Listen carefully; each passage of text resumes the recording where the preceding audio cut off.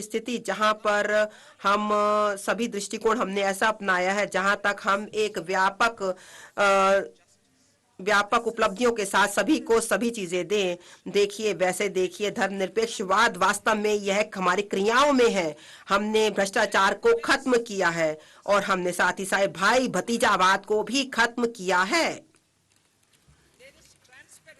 देखिए, इस समय हमारे यहाँ पर पारदर्शिता है और हम यह सुनिश्चित करते हैं कि सभी योग्य लोगों तक सभी लाभ पहुंचाए जाएं और यह जो सभी अनुसंधान है उनको हम सभी लोगों में समान रूप से बांटते हैं और जो सामाजिक जो चीजें हैं हम चाहते हैं कि सभी लोगों को समान रूप से मिलें। हम सभी तरीके से देखते हैं कि हम केवल परिणामों पर ही ध्यान दें और साथ ही साथ सभी के लिए सामाजिक आर्थिक बदलाव भी लाया जाए और सभी को अवसर मिले। जैसा कि हमारे माननीय प्रधानमंत्री जी का यह पूर्ण विश्वास है कि हम गरीब, महिला, युवा और अन्नदाता किसान, इनके लिए हम मुख्य रूप से काम करें। इनकी जो आवश्यकताएं हैं, उनकी आकांक्षाएं हैं और उनका कल्याण हमारी सबसे ज्यादा प्राथमिकता है। जो देश तभी तरक्की करता है जब ये चारों तरक्की करते हैं। इन सभी के लिए सभी को सरकारी सहायता मिलनी चाहिए ताकि वे अपने जीवन को बेहतर बना सकें। उन्हें सशक्त किया जाना चाहिए और जब उनको सशक्त किया जाएगा तो हमारा देश और आगे बढ़ेगा। गरीब कल्याण, देश का कल्याण। हम गरीबों को सशक्त करने में विश्वास रखते हैं। पहला हमारा दृष्टिकोण यह था कि किस प्रकार से हम उनको चीजें देकर हम गरीबी को दूर करें।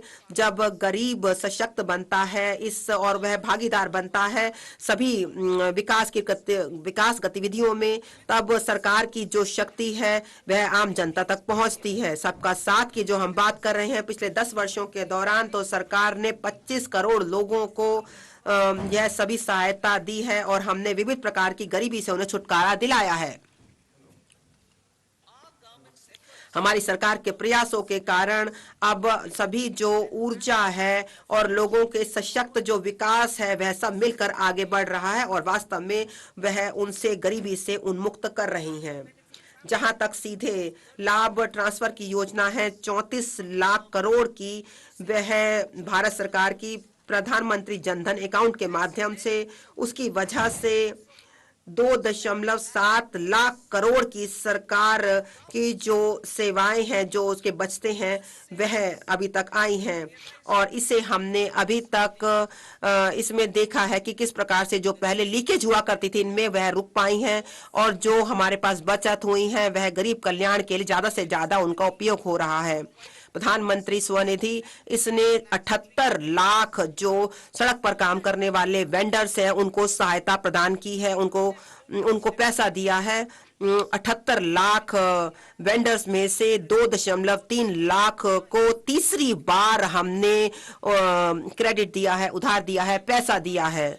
जहां तक पीएम जनधन योजना जो कि विशेष रूप से संवेदनशील जनजातीय समूह तक पूछना था, जो कि वास्तव में विकास से बहुत दूर अभी तक रहते हैं। प्रधानमंत्री विश्वकर्मा योजना जो कि सहायता उपलब्ध कराती है हमारे कारीगरों को और जो 18 व्यवसायों में लगे हुए हैं। यह जो योजना है वह दिव्यांग और जो उभयलिंगी हैं उनको सशक्त करने की बात है। वह हमारी सरकार के हर काम में है कि हम किसी को पीछे छोड़ना नहीं चाहते।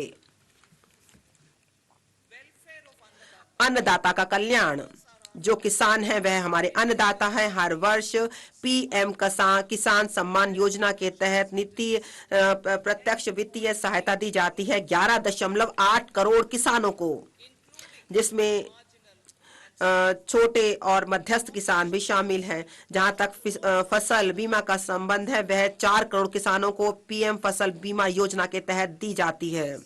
यह जो है अन्य कार्यक्रमों के साथ साथ है जो कि अन्नदाता को सहायता प्रदान करते हैं ताकि वह देश के लिए और विश्व के लिए खाद्यान्न उत्पन्न करें। जहां तक इलेक्ट्रॉनिक नेशनल एग्रीकल्चर मार्केट है उसमें भी 1361 जो मंडी है उनको समेकित किया गया है और 1.8 करोड़ किसानों को सेवाएं उपलब्ध कराई जा रही हैं और 3 लाख करोड़ से ज्यादा का व्यापार हो रहा है। जो जो जो क्षेत्र है जहां पर समावेशी और बहुत ही उच्च विकास होना चाहिए, उत्पादकता होनी चाहिए, इसे हम किसान उन्मुक्त योजनाएं बना रहे हैं, उन्हें आय की सहायता दे रहे हैं, उनको खतरा लेने की जो वह सक्षम हो सके, इनके लिए हम मूल्य और दूसरे समर्थन दे रहे हैं। अमृत पीढ़ी जो युवा हैं उनको सशक्त करना, हमारी समृद्धता तभी निर्भर करती है जब हम अपने युवाओं को सशक्त करें, उनको पूरी तरीके से सजग बनाएं। जो राष्ट्रीय शिक्षा नीति है 2020 वह अब बहुत ही बदलाव और सुधार के मोड़ में है। जो पीएम स्कूल है वह पीएम श्री वह बहुत ही अच्छी शिक्षण सुविधाएं उपलब्ध कराती है ताकि सभी रूप से बच्चों का विकास किया जा सके। जो स्किल इंडिया मिशन है जिसमें 1.4 करोड़ युवाओं को हमने अभी तक प्रशिक्षित किया है और हमने उन्हें और शिक्षित किया है 54 लाख युवाओं को और 3,000 नए आईटीआई हमने खोले हैं।